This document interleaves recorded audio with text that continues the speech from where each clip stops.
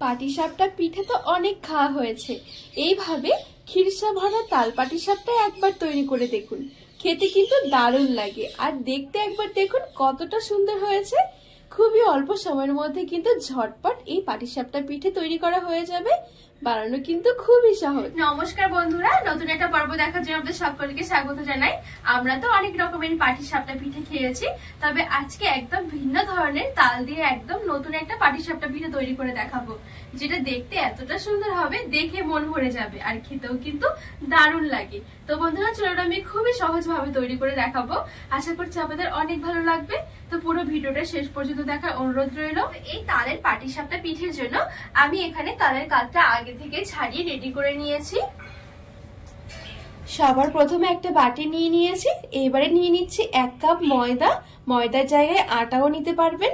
দিয়ে দিচ্ছি 1 কাপের থেকে একটু কম চালের গুঁড়ো আর সামান্য একটু লবণ। ভালো করে মিশিয়ে নেব। মেশানো হয়ে গেলে অল্প অল্প করে লিকুইড দুধ দিয়ে একটা গোলা তৈরি করে নেব। এখানে কিন্তু লিকুইড দুধের জায়গায় আপনারা জলটাও দিতে পারবেন, তবে কিন্তু দুধটা দিয়ে করলে অনেক বেশি টেস্ট হবে।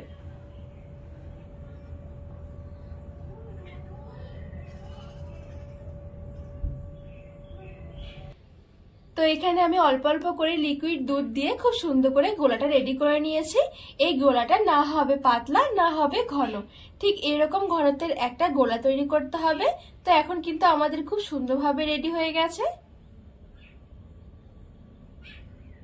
একইভাবে আমি আরেকটা গোলা তৈরি করে নেব।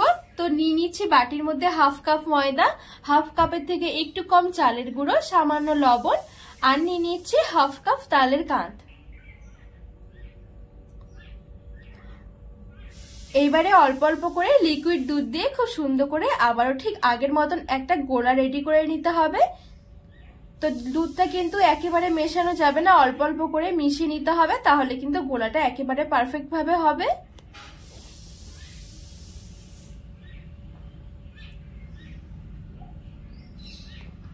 তো এখানে খুব সুন্দর করে আমি মিশিয়ে নিয়েছি অল্প অল্প করে লিকুইড দুধ দিয়ে। এবারে সামান্য একটুখানি কেশর কালার দিয়ে দিচ্ছি, তালের খুব সুন্দর একটা কালারের জন্য। আপনারা না চাইলে কিন্তু না দিলেও হবে, তবে দিলে কালারটা কিন্তু খুব সুন্দর আসবে এই পাটিসাপটা পিঠের মধ্যে। তো এই দেখুন এখানে কিন্তু ঠিক আগের মতনই গোলাটা কিন্তু আমাদের রেডি হয়ে গেছে। এখানে পাটিসাপটা পিঠের জন্য আমার দুটো গোলাই রেডি করা হয়ে গেছে। এবারে একটু কিছুক্ষণ আমি রেস্টে রেখে দেব, আর ততক্ষণে তৈরি করে নেব পাটিসাপটা পিঠের জন্য পুর। এবারে গ্যাস জ্বালে আমি এখানে একটা কড়াই বসিয়ে দিয়েছি, আর আজকে পুরটা আমি নারকেল আর তাল দিয়ে তৈরি করব। এরকম করে পুর তৈরি করলে কিন্তু খেতে অনেক বেশি ভালো লাগে। তো এইখানে নিয়েছি আমি 1 মালা নারকেল কোড়া। আমি কিন্তু এখনো গ্যাসটা জ্বালাইনি। দিচ্ছি 2 টেবিল চামচ গুঁড়ো দুধ, সামান্য একটু লবণ, দিয়ে দিচ্ছি 2 টেবিল চামচ এখানে গোবিন্দভোগ চালের গুঁড়োটা নিয়েছি। যদি না থাকে নরমাল চালের গুঁড়োটা দিয়েও কিন্তু করতে পারেন, তবে গোবিন্দভোগ চালের গুঁড়োটা কিন্তু সেন্টটা অনেক বেশি সুন্দর হয়। আর নিয়েছি 1/2 কাপ চিনি। চিনিটা স্বাদ মতন, যেরকম মিষ্টি খেতে পছন্দ করবেন সেরকম দিলে হয়ে যাবে। আর দিয়ে দিচ্ছি 1/2 কাপ তাল। এবারে দিয়ে দিচ্ছি লিকুইড দুধ, আমি এখানে 1 কাপ। ভালো করে মিশিয়ে নেব।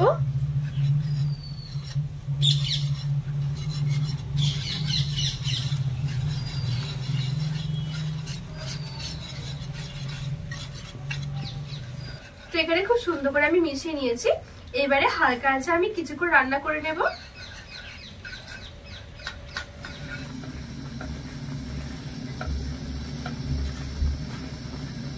তো এখানে আমি কিছুক্ষণ মতো রান্না করে নিয়েছি, আর এখন কিন্তু অনেকটাই ঘন হয়ে গেছে, তবে আরেকটুখানি ঘন করে নেব। দেখুন কত সুন্দর লাগছে, আর এখন কিন্তু দারুণ সুন্দর একটা সেন্ট বেরিয়েছে। এইভাবে কিন্তু এই খিরসাটা তৈরি করলে দারুণ লাগে খেতে। তো এখানে তালের খিরসাটা আমি আরেকটুখানি শুকিয়ে নিয়েছি। এখন কিন্তু আমাদের এই পাটিসাপটার ভেতরের পুরটা একেবারে রেডি করা হয়ে গেছে, আর এটা কিন্তু ঠান্ডা হয়ে গেলে আরেকটুখানি ঘন হয়ে যাবে। তো এবারে আমি গ্যাসের আঁচ থেকে নামিয়ে হালকা করে একটু ঠান্ডা করে নেব। এবারে চলুন আমি পাটিসাপটা পিঠেগুলো তৈরি করে নেব। তো তার আগে আমি এখানে নিয়েছি একটা পাইপিং ব্যাগ। এরকম পাইপিং ব্যাগ না থাকলে যে কোনো একটা প্লাস্টিকের জলের বোতল বা যে কোনো ধরনের প্যাকেট কিন্তু আপনারা নিয়ে নিতে পারবেন। তো এইবারে এই পাইপিং ব্যাগের মধ্যে আমি যে তাল আর একটু কালার দিয়ে যে গোলাটা করে রেখেছিলাম সেই গোলাটা এখানে ভরে নেব।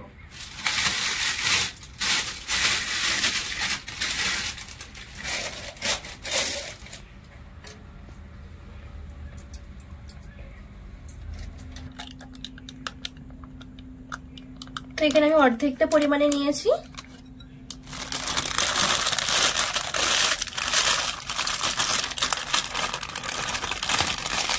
তো এবারে এই সামনের দিকে আমি একটু ছোট করে কেটে নেব, খুব বেশি ছোট নয় আবার খুব বেশি কিন্তু বড়ও নয়।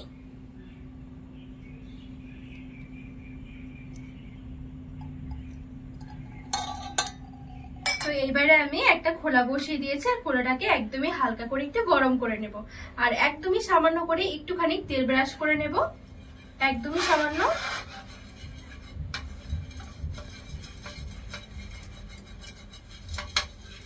এইবারে পাইপিং ব্যাগে ভরে রাখা গোলা থেকে ঠিক এরকম করে ঘুরিয়ে ঘুরিয়ে গোল গোল করে আমি দিয়ে দেব। এতে করে কিন্তু আমাদের পাটিসাপটা পিঠের মধ্যে খুব সুন্দর একটা ডিজাইন আসবে। আর এখন কিন্তু গ্যাস আঁচটা হালকায় রাখতে হবে। এই দেখুন খুব সুন্দর করে কিন্তু আমার ঘুরিয়ে ঘুরিয়ে এরকম গোল করে দেওয়া হয়ে গেছে। এবারে যে সাদা গোলাটা করে রেখেছিলাম সেখান থেকে দিয়ে এরকম ছড়িয়ে নেব।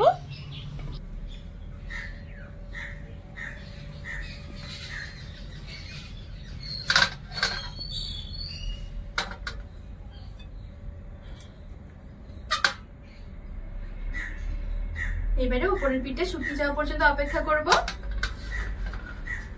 খুবই সহজ বন্ধুরা তৈরি করা এই পাটিসাপটা পিঠেগুলো, খেতেও কিন্তু দারুণ লাগে আবার দেখতেও তো কি সুন্দর হয় পাটিসাপটা পিঠেগুলো। এইবারে দেখুন উপরের দিকটা কিন্তু খুব সুন্দরভাবে শুকিয়ে গেছে। এইবারে তালের খিরসা যে আমি আগে থেকে রেডি করে রেখেছিলাম দিয়ে দিচ্ছি এরকম করে। এবারে দিয়ে এরকম উল্টে একটু ভাঁজ করে নেব, তাহলে কিন্তু আমাদের পাটিসাপটা পিঠে একেবারে রেডি করা হয়ে যাবে। খুব সহজে কিন্তু উঠেও আসবে, কোনোভাবে কিন্তু চিটকে লেগে থাকবে না। এই দেখুন কত সুন্দরভাবে হয়ে গেছে আর কত সুন্দর উঠেও আসছে। তো এখানে কিন্তু আমার একটা পাটিসাপটা রেডি করা হয়ে গেছে।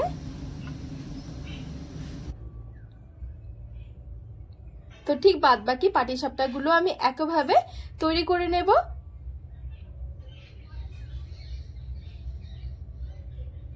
তো আরেকটা পাটিসাপটা পিঠা আপনাদেরকে তৈরি করে দেখাচ্ছি। দেখুন খুবই সহজ তৈরি করা, একবার দেখলে কিন্তু আপনারা যে কেউ তৈরি করে নিতে পারবেন। এরভাবে করে গোল গোল করে ঘুরিয়ে দিয়ে দিলাম। আর অবশ্যই পাটিসাপটা পিঠেগুলো যখন দেয়া হবে তখন যেন খোলাটা হালকা কুসুম গরম থাকে, তাহলে কিন্তু পিঠেগুলো খুব সুন্দর নিচের দিকটা একেবারে মসৃণ হবে। তো দিয়ে দিয়েছি। এবারে আমি যখন শুকিয়ে যাবে খিরসাটা দিয়ে উল্টে এরকম করে ভাঁজ করে নেব, তাহলে কিন্তু পাটিসাপটা পিঠে আমাদের রেডি করা হয়ে যাবে।